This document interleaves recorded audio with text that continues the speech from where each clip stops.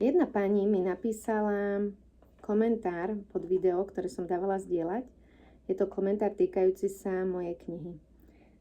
Pani si ale knihu nezakúpila a na základe len toho možno, čo počula ako to ona teda sama vníma, tak mi napísala komentár. Ja vám ho celý prečítam, aby nevznikli nejaké dezinformácie.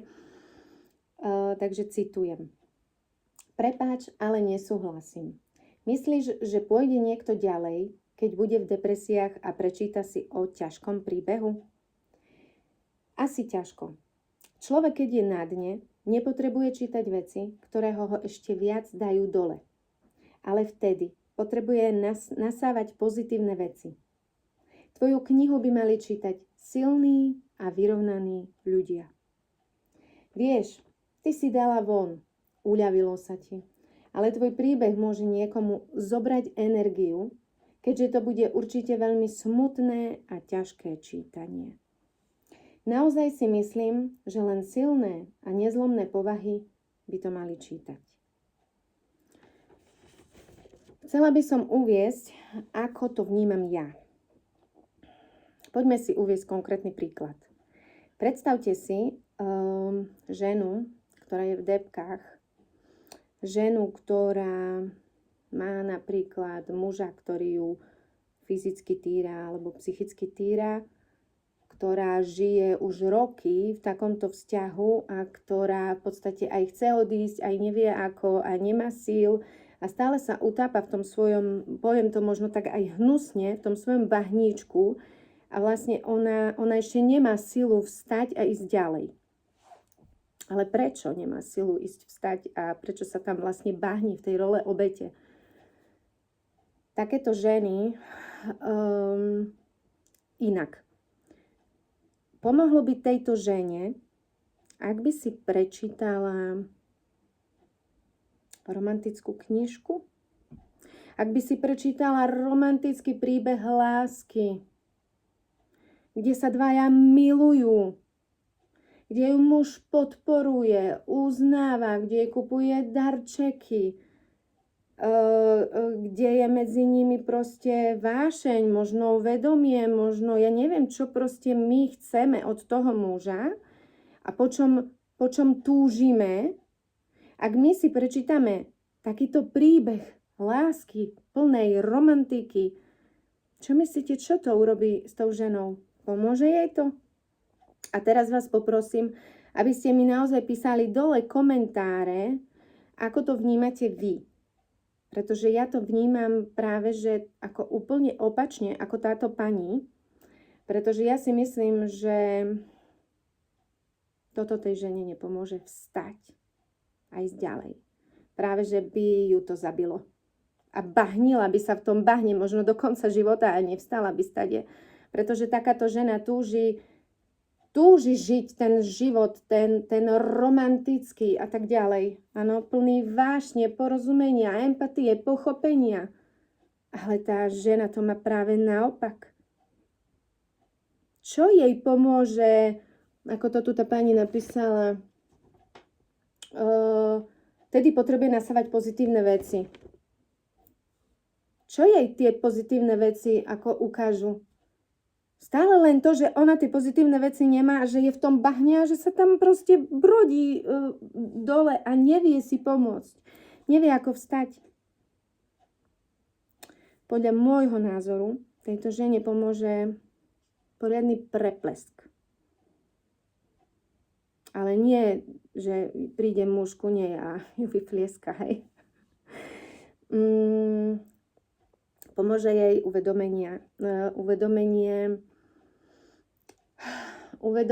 toho, že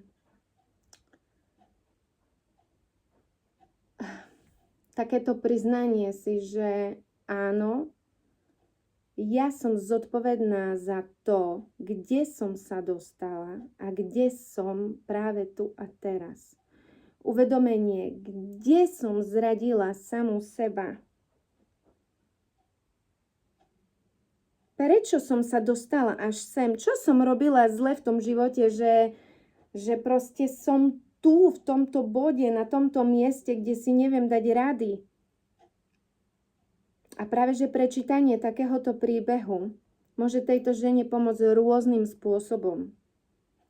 A to, poprvé, vidím, že i iné ženy zvládli dostať sa z tej istej situácie a sú teraz šťastné a spokojné, majú milujúceho muža, deti, rodinu, žijú si šťastne, naozaj až do smrti, ako sa hovorí. Prečo by som to nedokázala aj ja, keď to dokázali iné? To je prvý prípad. Druhý prípad. Táto žena potrebuje taký ten impuls, kde som zradila samu seba, kde som nepočúvala samu seba. A priznanie, že ja som sa tu dostala, neukazovať prstom, on je na vine, on ma bije, on ma psychicky týra, on ma dáva dole a ja som v role obete.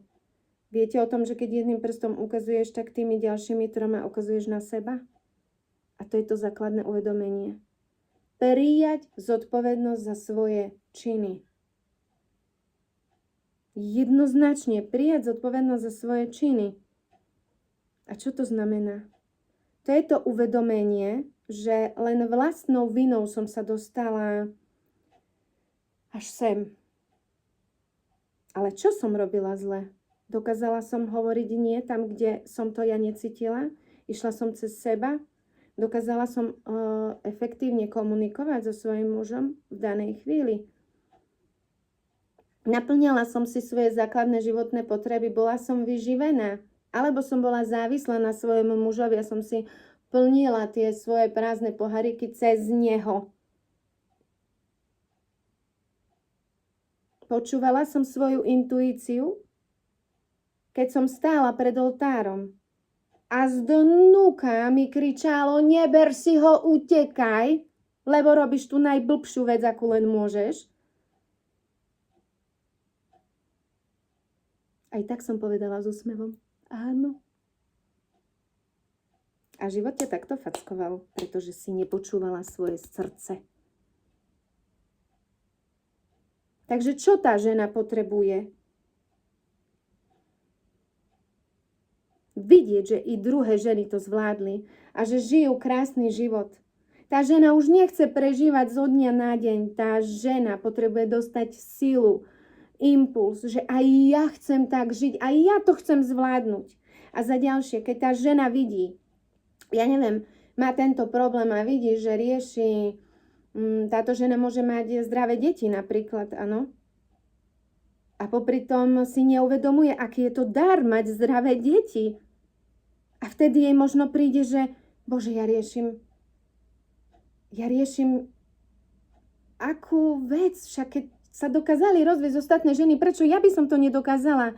Ženy majú oveľa horšie problémy, alebo takto, neexistuje horší a lepší problém, ale sú životné situácie, ktoré ja mám v poriadku, ale tá druhá to nemá a zvládla aj rozvod a zvládla aj vychovať, ja neviem, ťažko zdravotne postihnutého syna, áno?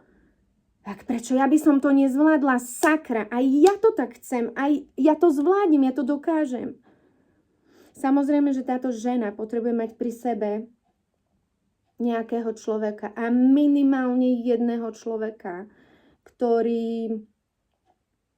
ktorému môže dôverovať a ktorému sa môže, áno, vyžalovať, vyrozprávať, pretože je potrebné aj byť v tej role obete a prežiť si to a pracovať s tými emóciami, lebo keď držíme v sebe tieto emócie a potom sme chorí a sa divíme, že prečo sme chorí, keď roky všetko potlačame. Áno, treba si to prežiť, ale netreba byť v tej role obete dlho.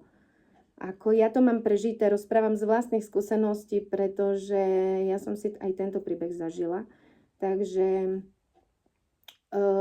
určite mi nepomohlo, keď niekto za mnou prišiel a začal ma hladkať, pretože som začala plakať ešte viac a byť v tej role obete ešte viac. Takže tam musí prísť to uvedomenie a myslím si, že práve moja kniha dáva i tie uvedomenia, pretože za každou kapitolou sa snažím rozprávať o tom, kde som nepočúvala samu seba a kde som urobila chybu, kde som sa zapredala, doslova a do písmena som sa zapredala. A môžem to dnes už povedať nahlas, lebo viem, že je to tak. Takže ja to vnímam takto. Ešte som chcela reagovať na jednu vetu. Tvoju knihu by mali čítať silní a vyrovnaní ľudia. Ja som sa zamyslela nad tým, čo moja kniha dá silným a vyrovnaným ľuďom. Môže, nehovorím, že nie, ale myslím, že títo ľudia sa pousmejú, možno si povedia, áno, ja som sa našla v tom a v tom príbehu a ja som si tým prešla, ale s láskou tú knižku proste, s láskou si ju prečítajú a s láskou ju aj tak odložia, áno. Im je táto kniha, nemôžem povedať, že zbytočná, to nie. Ale ja si myslím, že práve, že takým ľuďom a ženám, hlavne ženám, v mojom prípade ženám, táto kniha pomôže, ktoré naozaj potrebujú pomoc. A vlastne to je i cieľom tejto knihy. Takže budem veľmi vďačná, keď mi budete písať komentáre. Môžeme sa o tom porozprávať, možno vy to máte inak. Ja si práve, že myslím, že táto pani to napísala práve z toho svojho miesta, že práve, že ona to takto vníma a ešte by som uviedla na pravú mieru, táto pani tú knihu nečítala. Čiže vlastne ona ani nevie, o čom je. A ona nevie, ako je písaná. Čiže ja vás poprosím naozaj, kľudne mi píšte, alebo môžem urobiť aj zvlášť vlákno, aby ste mi písali spätné väzby tí, ktorí ste knihu už prečítali, či vám niečo dala, ako to vy vnímate, či sa vidíte v niektorých veciach a v určitých kapitolách. Takže ďakujem vám za pozornosť. Mala som potrebu toto dať von zo seba, pretože nie, že by sa ma to dotklo, ale naozaj si myslím, že je to inak. A mám to zažité. Nerozprávam to, nemám to naučené, nemám to prečítané, mám to odžité. Takže tak. Ahojte, prajem vám krásny slnečný deň.